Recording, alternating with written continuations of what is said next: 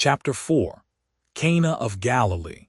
It was very late, according to the monastery ideas, when Alyosha returned to the hermitage.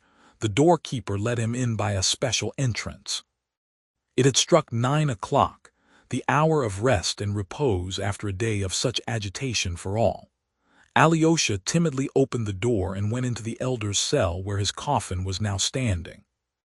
There was no one in the cell but Father Paisi, reading the gospel in solitude over the coffin, and the young novice Porphyry, who, exhausted by the previous night's conversation and the disturbing incidents of the day, was sleeping the deep sound sleep of youth on the floor of the other room.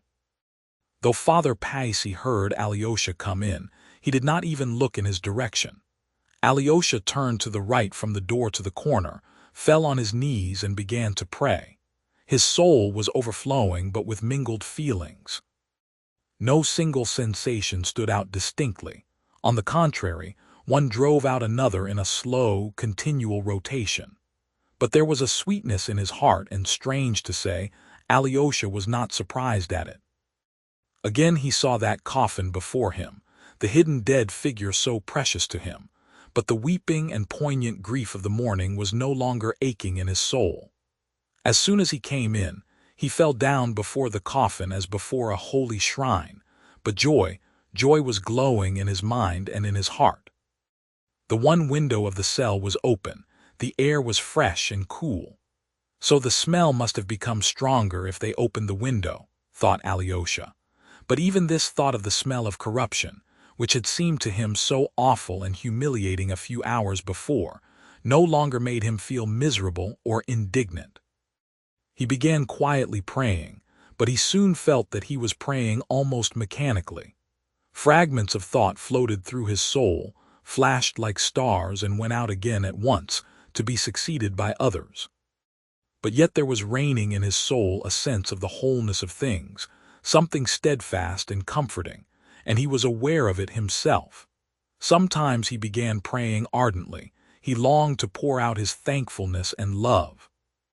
But when he had begun to pray, he passed suddenly to something else, and sank into thought, forgetting both the prayer and what had interrupted it. He began listening to what Father Paisi was reading, but worn out with exhaustion, he gradually began to doze. And the third day there was a marriage in Cana of Galilee, read Father Paisi, and the mother of Jesus was there, and both Jesus was called and his disciples to the marriage. Marriage, what's that? A marriage, floated whirling through Alyosha's mind. There is happiness for her, too. She has gone to the feast. No, she has not taken the knife. That was only a tragic phrase. Well, tragic phrases should be forgiven, they must be. Tragic phrases comfort the heart. Without them, sorrow would be too heavy for men to bear. Rakitin has gone off to the back alley. As long as Rakitin broods over his wrongs, he will always go off to the back alley. But the high road.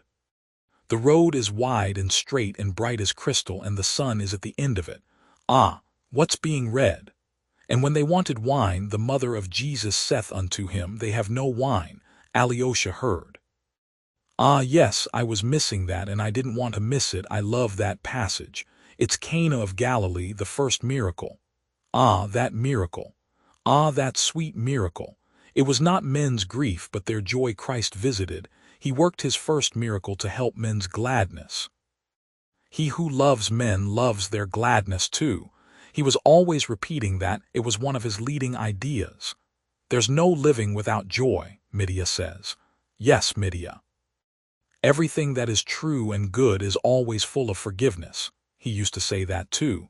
Jesus saith unto her, Woman, what has it to do with thee or me? Mine hour is not yet come. His mother saith unto the servants, Whatsoever he saith unto you, do it, do it. Gladness, the gladness of some poor, very poor people.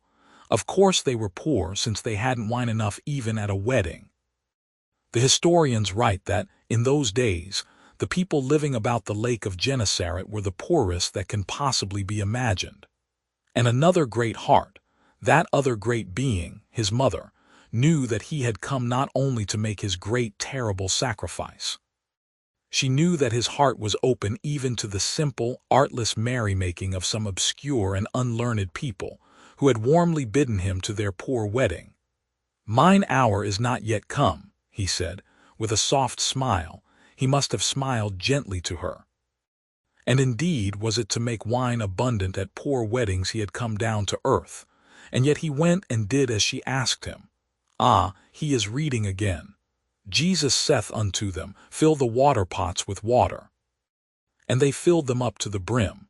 And he saith unto them, Draw out now and bear unto the governor of the feast. And they bare it. When the ruler of the feast had tasted the water that was made wine, and knew not whence it was. But the servants which drew the water knew. The governor of the feast called the bridegroom, and saith unto him, Every man at the beginning doth set forth good wine, and when men have well drunk, that which is worse. But thou hast kept the good wine until now. But what's this? Why is the room growing wider? Ah, yes, it's the marriage, the wedding, yes, of course.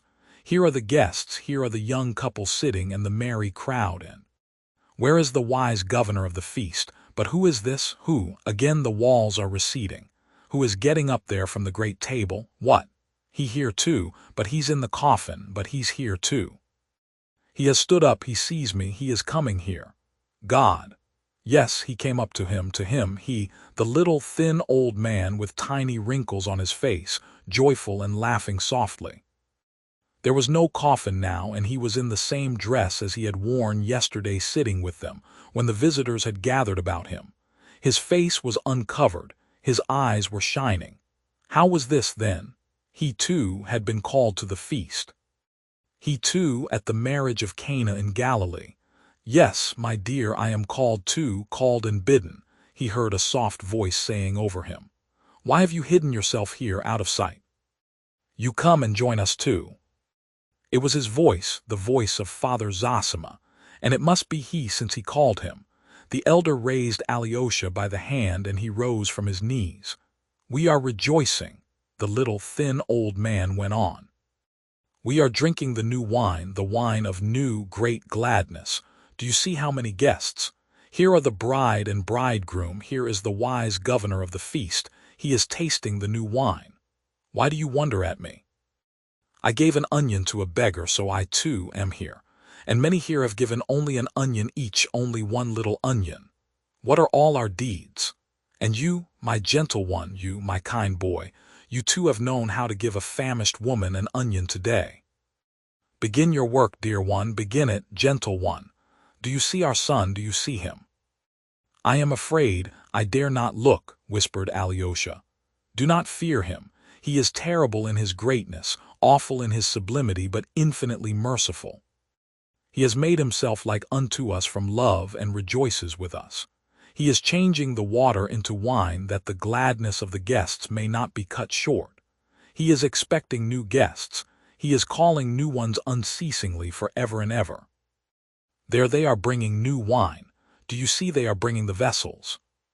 Something glowed in Alyosha's heart. Something filled it till it ached. Tears of rapture rose from his soul. He stretched out his hands, uttered a cry, and waked up. Again the coffin, the open window, and the soft, solemn, distinct reading of the gospel. But Alyosha did not listen to the reading.